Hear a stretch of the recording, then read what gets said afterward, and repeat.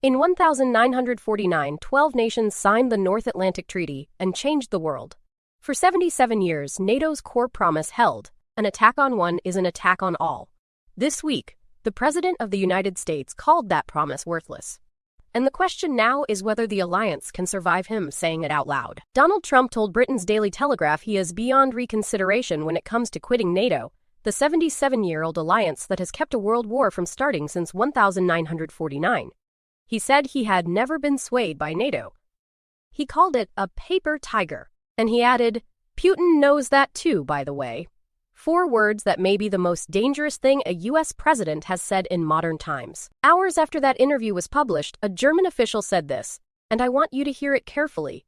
With Trump in office, NATO is worthless. We might have NATO, but we no longer have an alliance. We're biding our time, but the damage is immense. That is not a fringe view. That is a senior official inside one of NATO's most powerful member states describing the alliance in the past tense. Donald Trump told Britain's Daily Telegraph he is beyond reconsideration when it comes to quitting NATO, the 77-year-old alliance that has kept a world war from starting since 1949. He said he had never been swayed by NATO. He called it a paper tiger. And he added, "Putin knows that too, by the way." 4 words that may be the most dangerous thing a U.S. president has said in modern times. By the end of this video, you will understand exactly why NATO was built, what it actually means for global stability, why Trump may not legally be able to quit even if he wants to, and what happens to the world order if the alliance that prevented a third world war stops functioning. 2 questions open this story, and both matter. Can the Western alliance survive Donald Trump?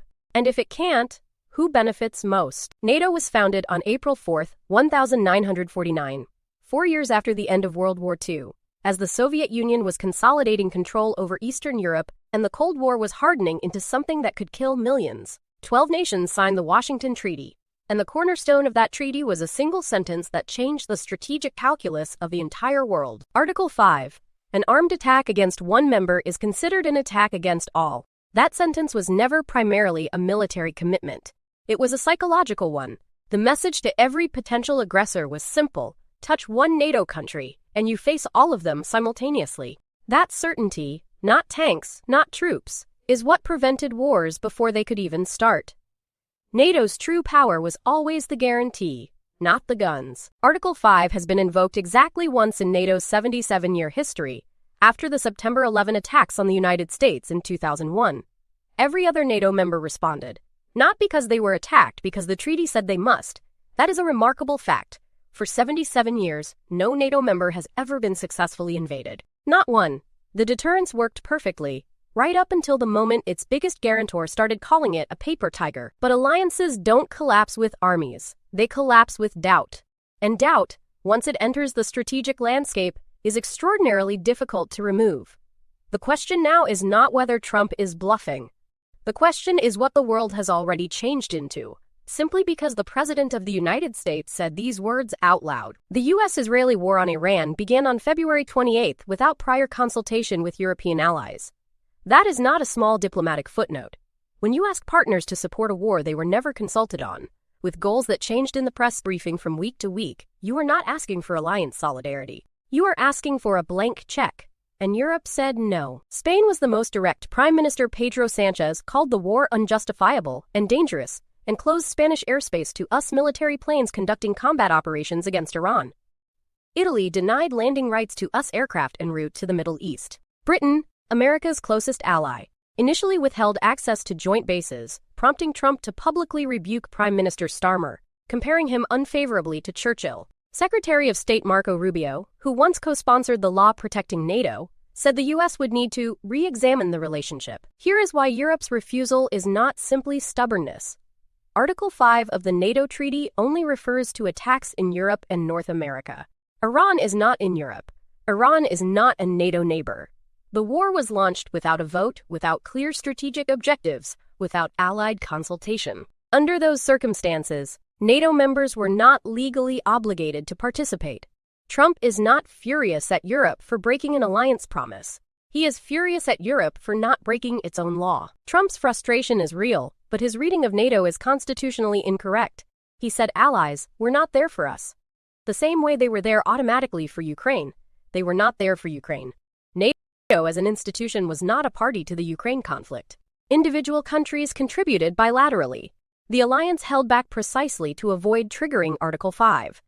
This misunderstanding is not incidental. It is at the heart of the crisis. There is a law, passed by the U.S. Congress at the end of 2023, that explicitly bars the president from withdrawing from NATO without either a two-thirds Senate majority vote or a separate act of Congress. It was bipartisan. It was co-sponsored in the Senate by Marco Rubio, the same Marco Rubio who is now saying the U.S. needs to re-examine the relationship. The architect of the protection law is now the Secretary of State dismantling it. However, and this is the critical caveat, Trump has a history of acting on foreign policy despite congressional prohibitions.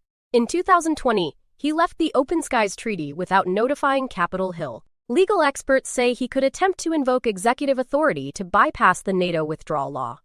That would trigger an immediate constitutional crisis. Democrat-led states and U.S. citizens with business interests in Europe would almost certainly sue. The courts would be the arena. The outcome, genuinely uncertain. Even within Trump's own party, the resistance is notable. Senator Mitch McConnell and Democrat Chris Coons issued a joint statement saying flatly, the U.S. will remain in NATO. Republican Congressman Don Bacon said, if he really means to pull us out of NATO, his presidency will never recover. These are not Democrats trying to score points. These are Republican defense hawks who understand that a U.S. withdrawal from NATO would be, in the Wall Street Journal's editorial board's words, the dumbest alliance breakup in modern history. But here is the danger that European officials privately fear most. Trump may not need to formally quit NATO. He could stay inside the alliance and simply starve it of attention, high-level engagement, and military assets. As one official said, he doesn't need to leave, he can just make it irrelevant. And that may be even harder to reverse than a formal exit. European leaders are not waiting for Trump to decide. They have been meeting behind closed doors and in public to coordinate a post-NATO scenario that 6 months ago would have been unspeakable. Politico reported that EU leaders are actively planning, pumping money into national defense budgets and building bilateral security agreements. The remarkable thing to note is how Trump's attacks on NATO are actually binding European nations closer together, not driving them apart. The energy crisis is making this more urgent by the day. European gas prices have risen more than 70% since the Iran war began on February 28. The EU is already working to reduce its dependency on Russian gas. And now the Strait of Hormuz, through which 80% of Pakistan's energy flows, and a significant portion of Europe's LNG imports transit, is effectively closed. Viktor Orban and Russia's ally in Hungary has blocked new EU sanctions on Russia and a new loan package for Ukraine. The energy vice is tightening from every direction. The hard reality is this: European nations cannot simply replace American military capacity. The U.S. currently makes up approximately 62% of total NATO defense spending. The Pentagon has intelligence capabilities and logistical reach that Europe still cannot match, regardless of how much money is now being pledged into national budgets. NATO Secretary General Mark Rutte, known as the Trump Whisperer for his skill at managing the U.S. president, is visiting Washington next week. His mission: convince Trump that the alliance is worth keeping, before the president convinces himself it isn't. Rutte has been here before. In 2019, during Trump's first term, he went on Fox News and publicly credited Trump with forcing NATO allies to increase their defense spending. Trump saw the praise, posted about it, and abandoned the withdrawal speech.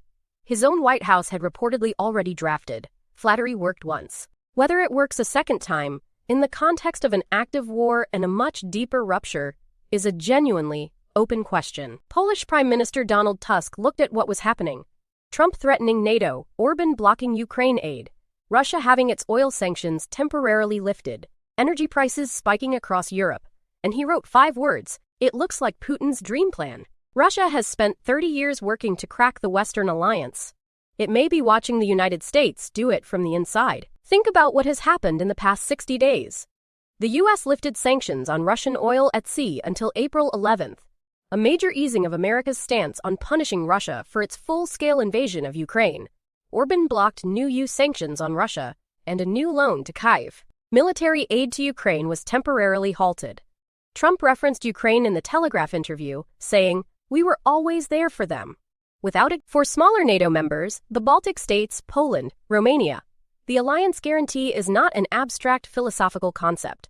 It is the reason they exist as sovereign nations. When Trump calls NATO a paper tiger and Putin confirms he agrees, those countries are not watching a political drama. They are watching their security architecture potentially dissolve. That is why Polish Prime Minister Tusk's words carry the weight they do. He is not commenting from the sidelines. He is inside the threat perimeter. The world built after 1945 was constructed on one assumption, that the West stands together when it matters most. Global markets, energy security, investment flows, defense procurement. All of it was priced on the confidence that Article 5 was real. If that confidence erodes, not because of a war, but because of a press interview, the strategic uncertainty spreads into every corner of the global order. And unlike a military defeat, strategic doubt has no defined endpoint. NATO Secretary General Mark Rutte visits Washington next week. Foreign ministers from 30-plus nations meet Thursday to plan the reopening of the Strait of Hormuz, without the United States at the table. Trump has offered several timelines for ending the Iran war, most recently, 2 or 3 weeks. The legal battle over whether he can quit NATO without Congress is already being prepared in U.S. legal circles, and Europe is quietly spending, building, and planning for a world where America is no longer the guarantor of its security.